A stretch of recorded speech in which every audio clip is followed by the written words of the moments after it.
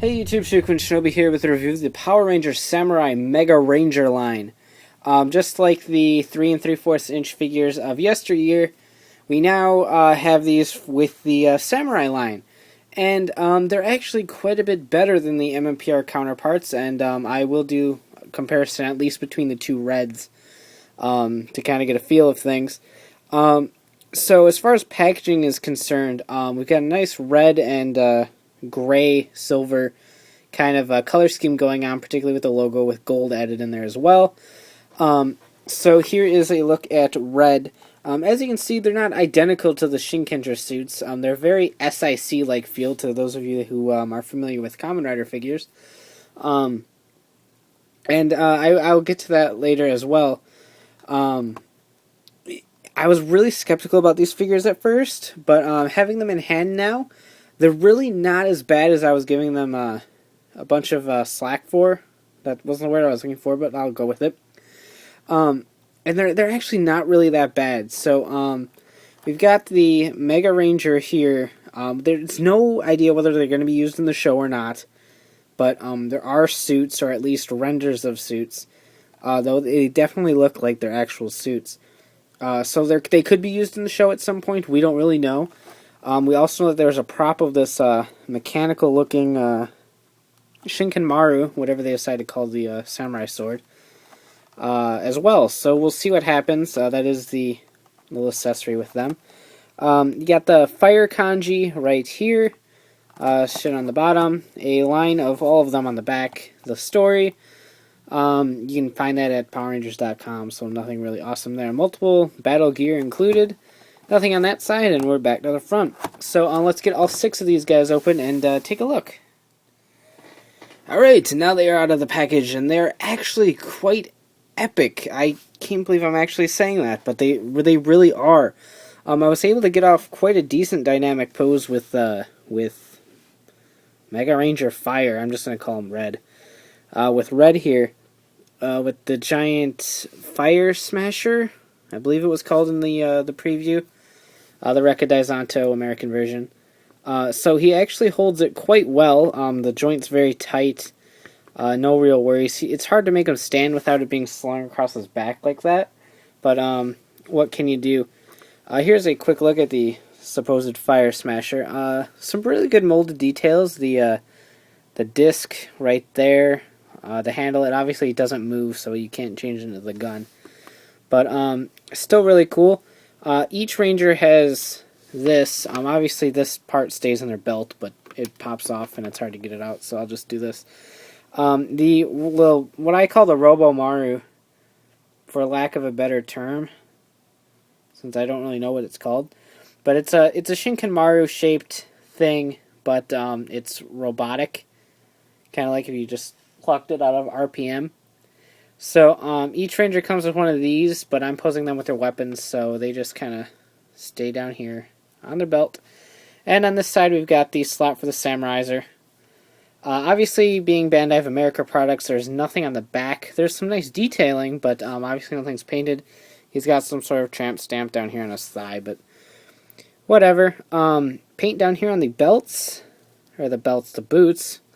Speaking of the belt, nice detailing there. There's a lot of detail in the chest with the decoration that it got going with the ribbed upper chest armor up here, and the kimono gi type design with the Shinkengers used. It really does look pretty nice. I'm not going to lie. The faceplates still bug the shit out of me. I just don't like the look of the kanji and the faceplates at the same time. But it has grown on me, but I still don't particularly like it. I think this would have looked really good with just the Shinkenger kanji design on the helmets. So we'll see what we get in later lines. But gloves, there's red right here. There's some silver down here. But all in all, just a really nice sculpted figure that lacks some articulation in some areas, obviously. There is a swivel right here, a single joint on the knee. Basically just a multiple swivel hinge joint on the legs. Pretty much a ball joint done with the whole swivels. The fact that these are white is bothersome, but they needed to use a base molding for the figures, so it's understandable. As much as I don't like it, and then a single joint on the elbow, and then a swivel on the wrist, and the head is on a ball joint.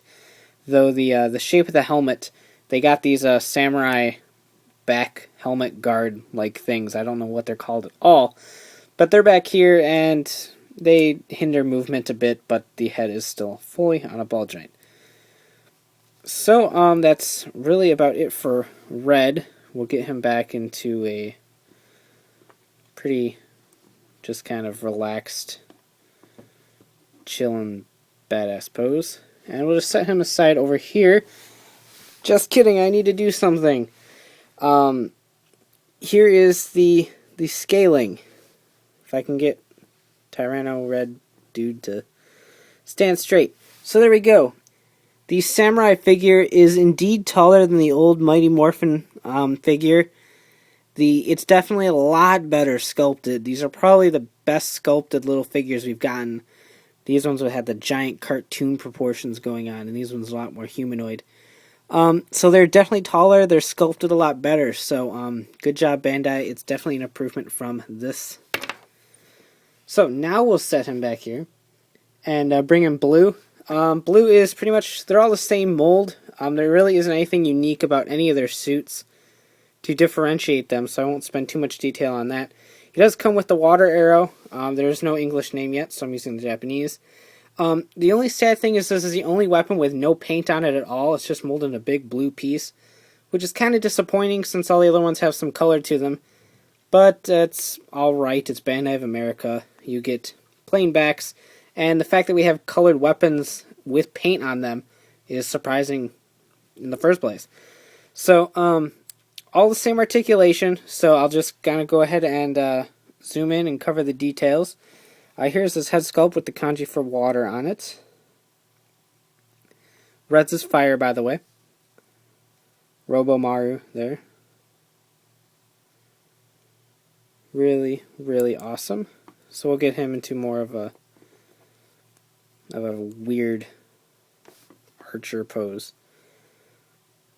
We'll stand him back here. Next up we got Green with the kanji for forests. Also wood, depending on how you want to read it. I'm not going to get him out of his pose because I actually really like his pose. But actually his hands should probably be switched around, but that's fine. Just to show that you can get pretty dynamic poses with these figures, all things considered.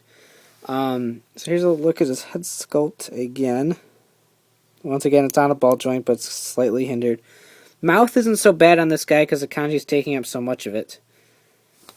And then the back. The green is really nicely done too. I like the shade of green. So we'll set him back here.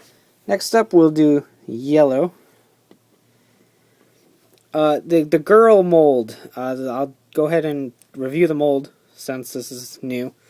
All the same detailings with the boots, the knees, the shoulders, the back. Everything is pretty much the same.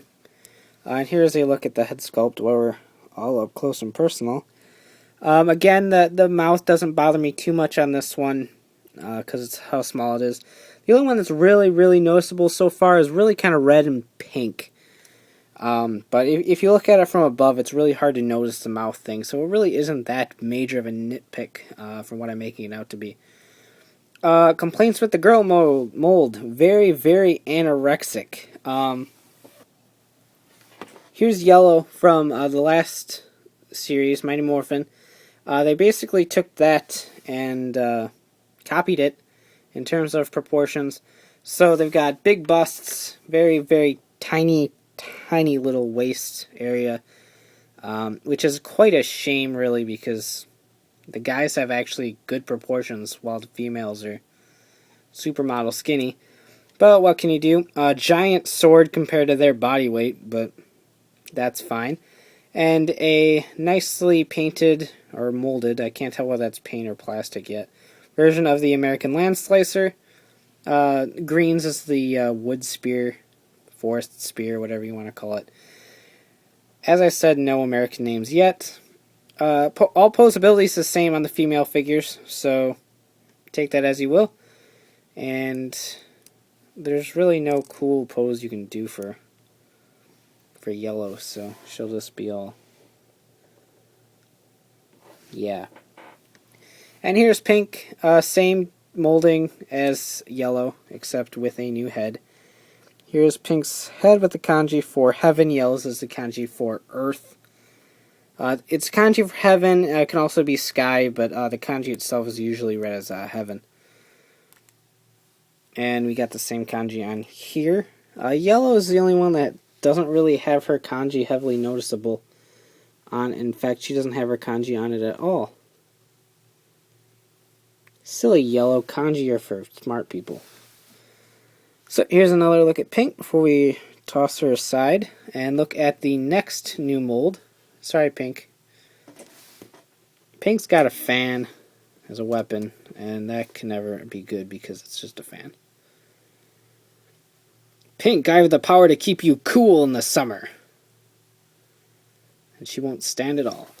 And last but not least, the Mooger. If you want a good laugh, go to Urban Dictionary and look up Mooger. But anyway, here's the Nanashi mold from Shinkenger, dubbed the Mooger in America. He has no wrist articulation, which is a shame, so he's stuck pretty much going like this. The head is on a ball joint, so it's a lot more maneuverable than the Samurai Rangers actually are. But his arm articulation is hindered by these red spiky things, so he can only go like this. But he does have a single joint right here, so he can go like that at least. That's about as far as he can get with his sword.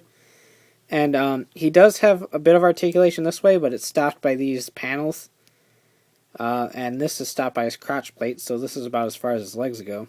But he can do that with the single joint. And there is not a swivel down at his legs, or his feet either. So he's the least maneuverable of them all. But he's one of the coolest just because we get a figure of the Nanashi from Shinkenger and the Moogers from Samurai. So that itself is pretty neato in that aspect. So let me pause for a moment and get these guys set back up. That's what I meant to say. Alright, so the final verdict. These are a lot better than the MMPR Rangers, despite my love for MMPR's design, or the Zoo designs at least. My absolutely undying love for Shinkenger overpowers that, and I have to say these are actually really good figures. The sculpt and proportions are a lot better than these guys, and the paint's really good. The white joints are a bother, but they're not as bad.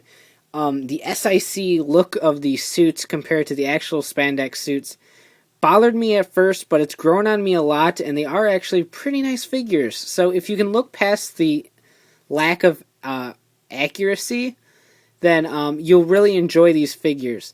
But if you're looking for perfection and something that's exact to the screen, the S.H.Figuarts or the Shinkengers are coming out. Get those. Hold off on Bandai. I'm sure they're going to release spandex clad superheroes like they always do. Rumor has it is that these were the designs Bandai was using before Saban bought back PR and decided to do Shinkenger, that they were going to release these anyway. Hence the weird SIC-like design, the mouth plates to reminisce MMPR and stuff. So take that as you will, but if you're looking for perfection, I'd hold off. At least get the Mooger. He's kind of cool. So if you're looking for perfection, hold off. But if you can embrace these designs, if you appreciate the designs, enjoy some artistic license, go ahead and pick them up. They're not bad figures. Articulation's good, paint's good, the sculpt's really nice, and they're about $7 a piece, so it's not all that bad, all things considered. So I do definitely recommend them, despite my hatred upon first impression. I had a really bad first impression, I'll say that. But they are really cool. I feel bad for dissing them completely, and I do actually quite enjoy them. So, hope you enjoy this. As for other samurai reviews coming from me, I might be getting the American Shinkengers depending on its size class, but that's really about it. I'll only be getting the 4-inch figures. I don't think I'll be getting the Samuraizer. I have the Shoto phone right here, so I have no real need. I can do this on my own. I definitely won't be getting the Samurai Megazord since I have Shinkeno in Samurai Hollow mode behind me.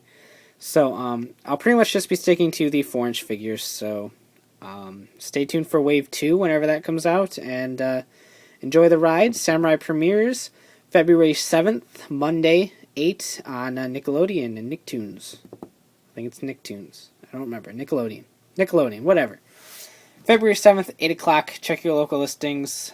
Check out my personal blog at shukunshinobi.wordpress.com. And, of course, check out the Epic Podcast at the Epic website, www.ridersrangersandrambles.com, bringing the latest Toku news in the craziest way possible, including Power Rangers Samurai. So, take care and have a great one. Bye.